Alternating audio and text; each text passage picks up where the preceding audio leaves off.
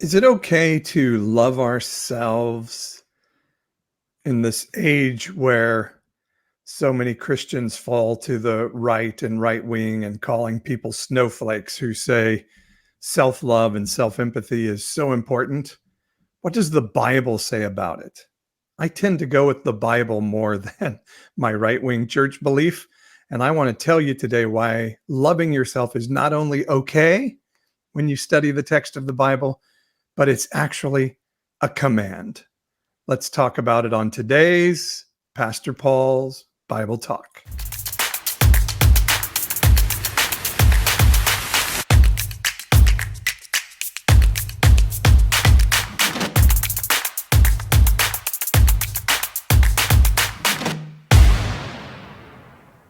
Glad to be with you again this week for another Bible Talk with Pastor Paul.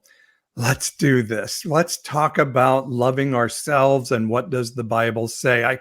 I had a church service once where there was a great music time. We called it worship then, which was a word I always hated because, by the way, you can worship and commune with heaven without any music playing at all. You can worship by giving money to the church. You can worship by giving money to another person generously. All of that is service to the goodness of heaven and that spirit of goodness. But I digress. Great music. It was wonderful. A young person was one of the leaders in that. And I said, wow, that was amazing. Thank you for singing so well in our service today. And this person said, oh, it wasn't me. It was Jesus singing through me. And I didn't really want to say anything, but I almost wanted to say, well, if that was some heavenly being singing, it may have even been better than that. And I didn't mean that as a put down. I meant it because that false humility is so out of place. This person had practiced, had a gift of being able to sing, had worked on it, and delivered an amazing performance, but couldn't accept any gratefulness or thanks from me for it because our teaching as evangelicals and as Western Christians tells us that false humility is a value above self-love. The ability to say, yeah, I did well. It's good. Now, as I go into this, don't get me wrong. I'm not talking about pride. The Bible is pretty clear that pride is not a great character quality to have, but pride is actually a cover for lack of identity. I will only have pride when I need to prove to you how good I am. When I know myself, what I am and what I'm good, I can accept affirmation from you and feel good about that. And I don't need to tell you I'm good. Pride is a cover for a lack of understanding one's identity.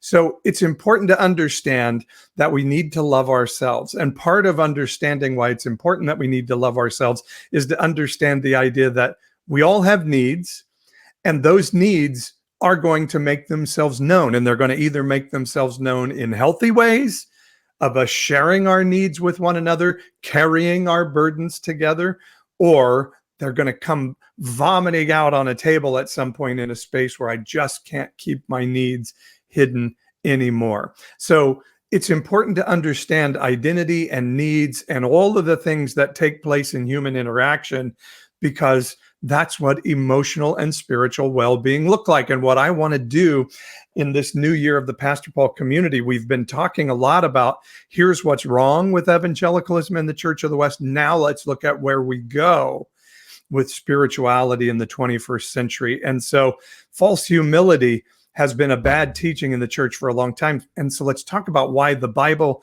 says the opposite of false humility, that emotional and spiritual well-being in the 21st century and looking at it in unconventional ways is what's happening from heaven in the season. And it goes back to a very basic postulate that I always live from and work from in the Pastor Paul community. And it's this: Jesus did not come to create a new religion called Christianity. Jesus came to remind us of our identity as human beings connected to God in heaven, and saying, once I go through this symbolic act of dying on the cross and saying the law that has kept you bondage is now over. You will get to connect directly to heaven. And out of that connection to the goodness of the Spirit of heaven, you will be the best you can be, and you can go forward. Now, part of the work of this season of understanding that our needs matter and we need to have self-love is there has to be healing from the trauma of our childhood. I do coaching now with so many people, and I see so many have been traumatized by the relationship with their parents growing up, and particularly those of us who grew up in a religious and particularly evangelical home. I hear this from some of my Catholic friends and some of my Mormon friends and other religious friends as well. But I know from an evangelical upbringing, there was just this trauma of this ever-present belief that I was not good enough. I was dirt. I was a sinner because of Adam, or really because Eve, the woman, threw us under the bus.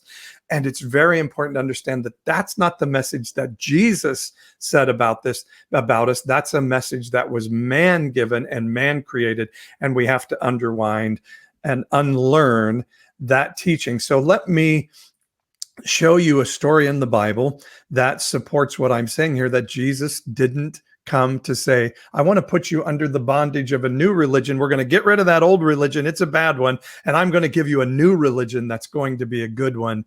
But in fact said, hey, I want you to be free from all religion. So we are in Matthew 11. Let's start in verse 25. Under a header, come to me and I will give you rest. Now remember, these headers were not in the original text of Scripture. They were put in there later. And the scriptures were actually connected with, even the chapters were put in there later by other human beings. And Matthew 11:25 says, at that time, Jesus declared, I thank you, Father, Lord of heaven and earth, that you have hidden these things from the wise and understanding and revealed them to little children.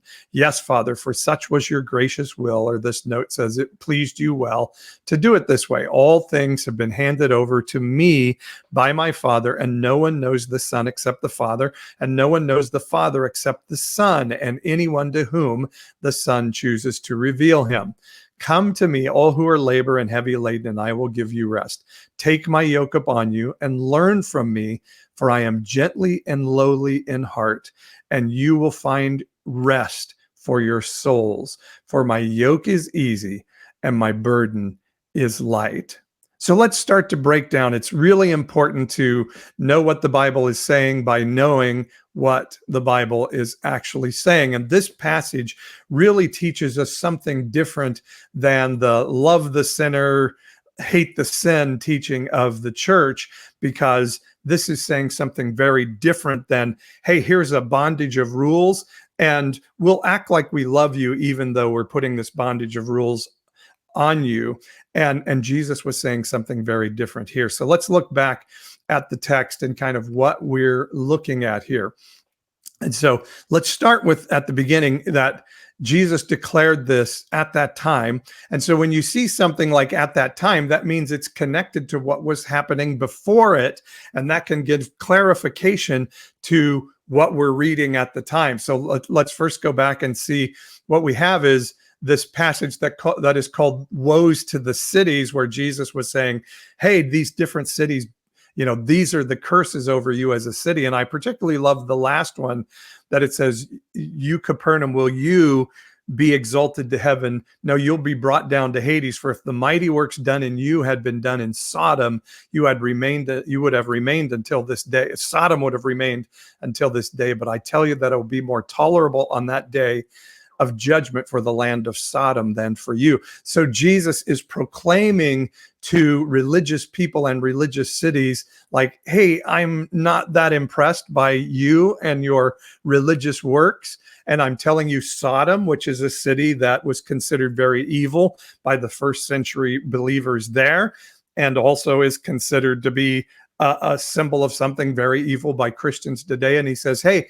a religious city of Capernaum, do you know that Sodom's going to have a better judgment day than you?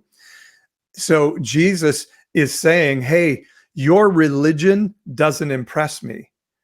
And I'm going to tell you more about that in the next passage. So then when we see in verse 25 that it says, at that time Jesus declared, we can connect that to what, so Jesus was saying, hey, religious people, I'm not impressed with you. I have a different way for people to live. It says, at that time Jesus declared. So we can tie those together and know now that when Jesus said, God, you've hidden these things from the wise and understanding and instead shared them with the little children. This is a little bit of a sarcastic tongue-in-cheek statement. Jesus wasn't saying, hey, if you're a follower of me, you're like kind of naive and stupid like a little child. No, again, he's referring back to the religion that he was critiquing before, and he's saying, they think that we're like little children who need to be led around, and they are wise and understanding. But here's some revelation I'm going to give you. And by the way, it's been hidden from those brilliant, wise, smart,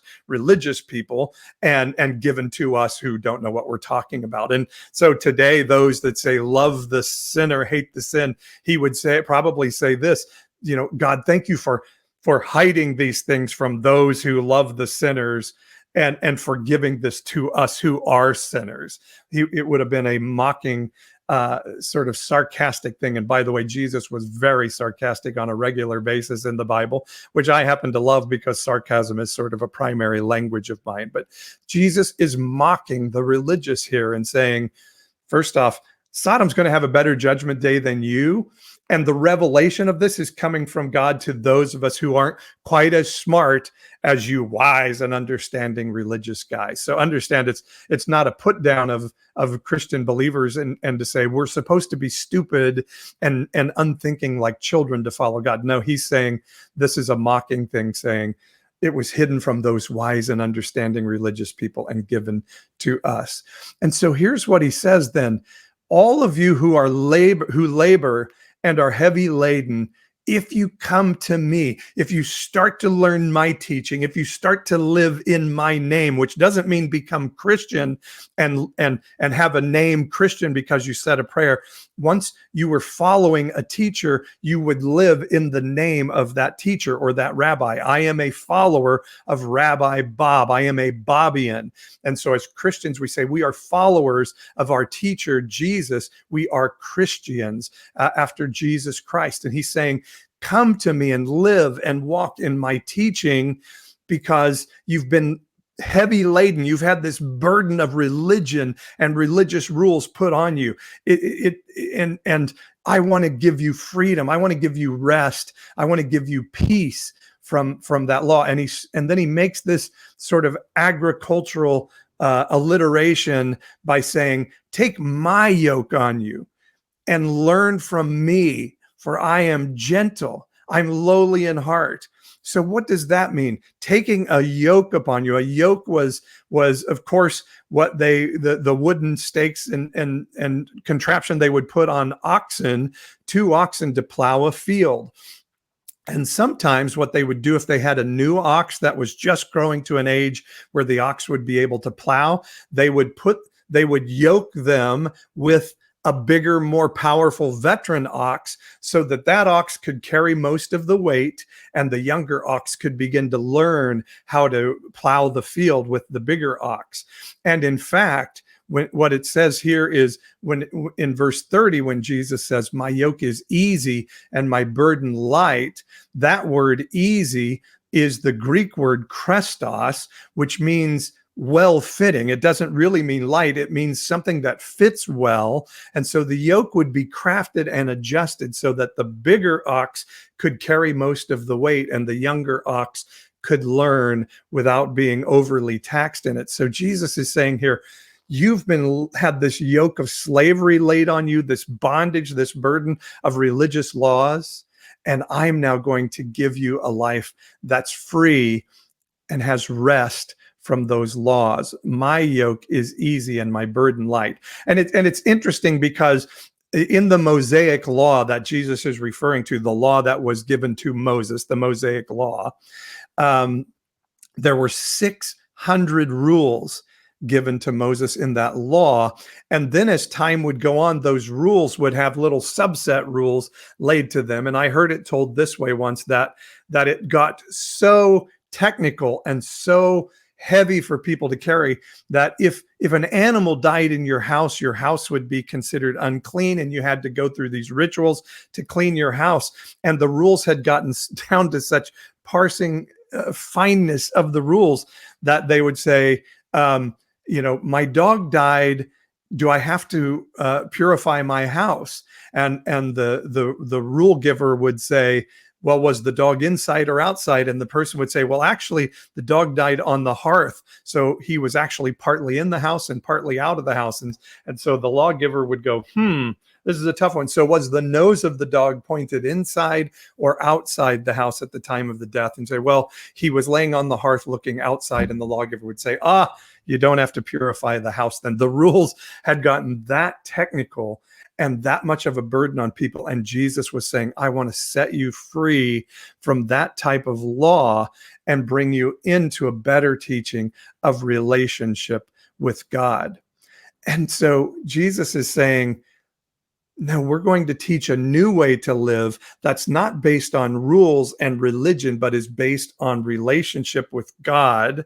And that revelation is not able to be given to these religious people. And today would say evangelicals can't see this difference. When they read that text of Matthew 11, what they hear is Jesus saying, I have an easier set of rules than what they have. And it is, you join the Christian church, you say a prayer, and it's all about grace. And then we have our own subset of rules, like you can't be this or you can't be that or the other thing. And Jesus is saying, no, I didn't come to bring law light and just a better set of rules. I came to get rid of the rules, and you would walk yoked with my teaching, which shows a way to live that's better than living under the burden of laws and rules.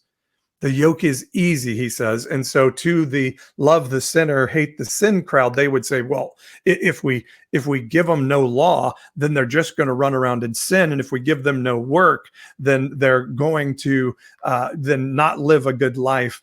And I'm going to show you why Jesus said, no, my teaching is actually 180 degrees in the opposite direction. And I'll show you that next on Pastor Paul's Bible Talk. So stick around.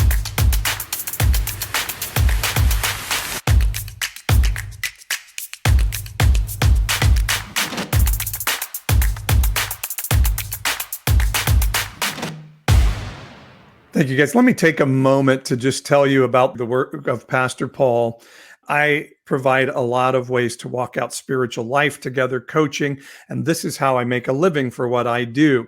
And so can I take a moment to ask you to support my work and the work of the Pastor Paul community? And you can do that through giving a gift through Venmo. If you point your camera at the screen, it will show you how to get to my Venmo account, and you can give through Venmo. Or if you point at that lower QR code, it'll take you to my website, pastor-paul.com. But why I'm asking you to go there is if you enjoy my Bible teaching, if you enjoy the TikTok videos, the Wednesday morning mindfulness moment, the Sunday community, all of the things we do at the Pastor Paul community, I need your help for support. I don't take up tithes. I don't pass an offering plate in a church service. And I certainly am not beholden to donors who are going to tell me you can say this and can't say this.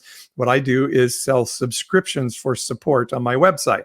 So if you point at that lower QR code and go to my website and click on Support Pastor Paul, for as little as $5.99 a month, you can be a big help. And when you become a Pastor Paul supporter, there's a lot of really cool things you can access, including the audiobook version of my novel, Joseph Comes to Town. So would you be a supporter of the Pastor Paul community? You see there on the screen that your gift will not be tax deductible. I run a for-profit business that I do my work through, and I do that because I want to pay taxes like everybody else. I want to be true to the 501c3 covenant and not violate it as churches do in America.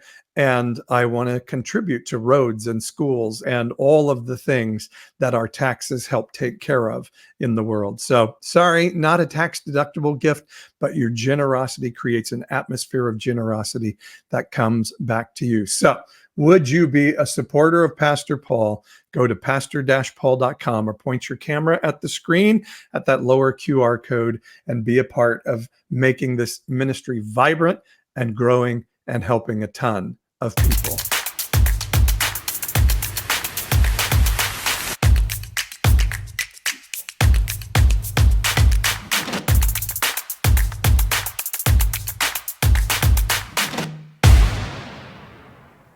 And welcome back to our Bible talk, where we're talking about the fact that loving yourself is not only okay, it's a biblical command. And welcome back to Pastor Paul's Bible talk. So we're talking about the fact that Jesus didn't come to put a new bondage of rules, but came to give us a teaching, a yoke, if you will, a work to do that is light and brings peace rather than brings a bondage to religion. And sometimes we're told that it's not okay to love yourself, that loving yourself is harmful, and it really does create a bad situation for people. And we even use pithy sayings sometimes to make the point by saying real joy is not in taking care of yourself. It's in having the priorities of Jesus, others, and you. And I think it's a really bad teaching and goes against what Jesus was actually saying. And I said in Matthew 11, he was teaching my yoke, my teaching, the life that looks like me isn't a heavy one. It is one that brings rest. Yes, it is self-sacrificing. Yes, it is giving to others, but through that comes peace. But what those religious guys that I was cursing earlier, the law that they bring, it brings bondage. And Jesus said, I came to get rid of bondage. And one of the verses I like to use to talk about that a lot is John 3:17. And I really like that verse because evangelicals love John 3:16 so much because they think it gives them the right to tell you have to accept Christianity or go to hell. But they miss John 3:17 that says God did not send his son into the world to condemn the world, but that through that son we would be saved. And that saved, and it says the world might be saved. That word saved is the Greek word sozo, which doesn't mean say a prayer and go to heaven one day and avoid hell. It means to be reconciled as we are meant to be, body, mind, and soul. Sozo was a complete physiological, mental, and spiritual healing and reconciliation with heaven. That wasn't about joining a religion. It was about learning our identity and who we are in connection as human beings walking with heaven, that we could, like Jesus, bring heaven to earth, make it on earth as it is in heaven, and advance the kingdom of heaven, knowing who we are in relationship to God. And it's really an important thing to know because I've seen the damage caused by the church telling kids, you're going to hell, you're going to be left behind if you like the wrong rock and roll song, if you wear your hair too long, if you happen to like the wrong gender or feel some fluidity in your gender or your sexuality, you are damned to hell or to be left behind. And it creates a trauma that leaves a mark, almost like a PTSD response in so many of us, that I feel like the work of people who are truly connected with Jesus and the spirituality going forward is to start to tell those who have been traumatized by religion and an upbringing from religious parents who just didn't know any better than to use what they called biblical discipline of telling your children to be falsely humble, of telling them their needs don't matter, of telling them religion first, then others, then you was somehow a way to live. Because let me tell you, a very common saying is the idea of the airplane mask theory of life is kind of the name I've given to it as I've adopted from others. And that is this idea. When you're on that airplane and that flight attendant is giving the spiel, what do they say? They say, if the oxygen mask drops down, put yours on first. Why? Why shouldn't I care about Jesus first? Shouldn't I just pray and then care about others by putting their masks on first? No, if I don't put my mask on when the mask comes down, the oxygen mask in the airplane, I'm not going to have the resource to help anybody else.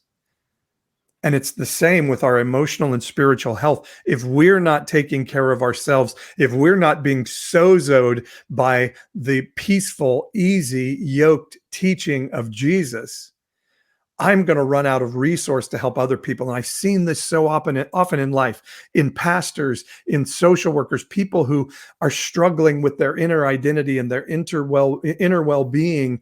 And they start to try to say, well, if I can't heal myself, I'll try to heal others. And I see so many traumatized people walking in these service industries, trying to get their own healing through serving others. And it's extremely dangerous and hazardous way for us to live.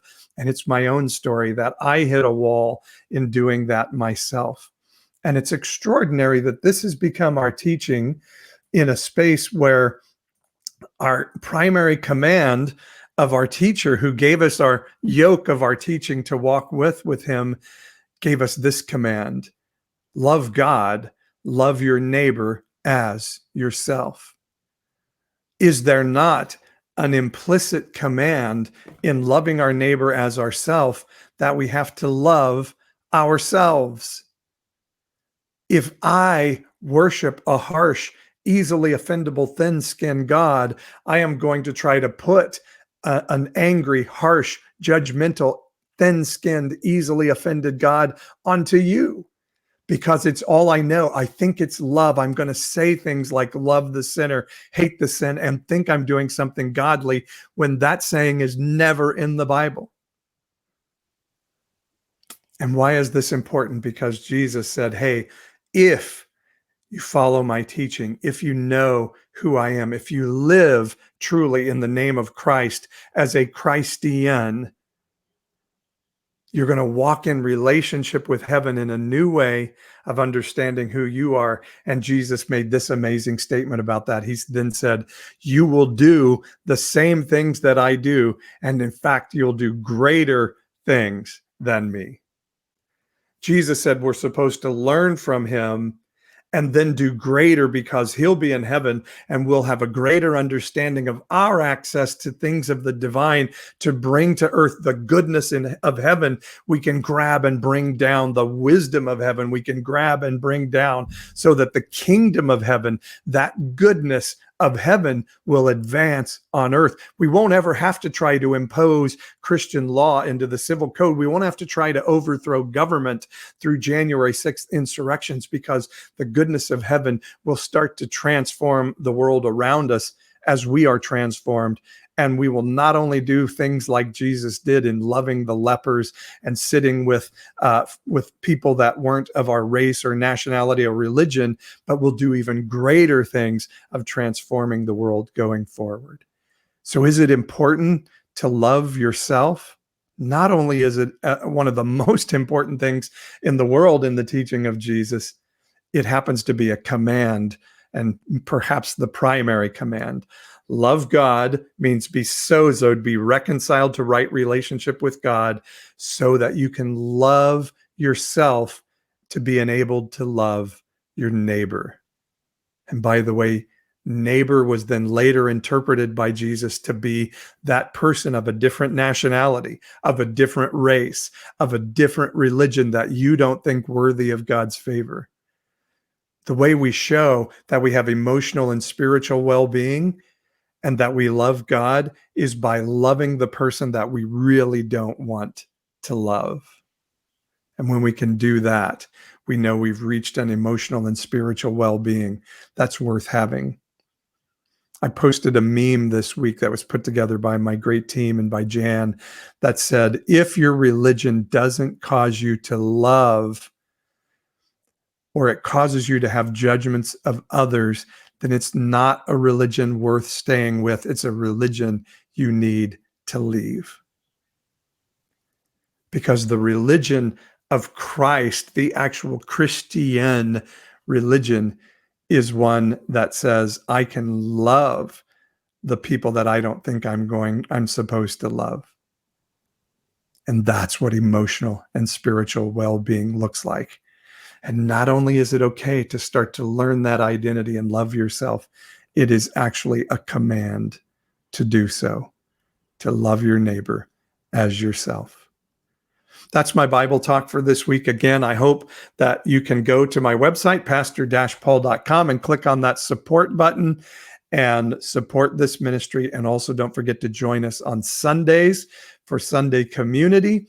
On Wednesday morning, I do mindfulness moment. All the info is on the website, pastor-paul.com. We'll see you there.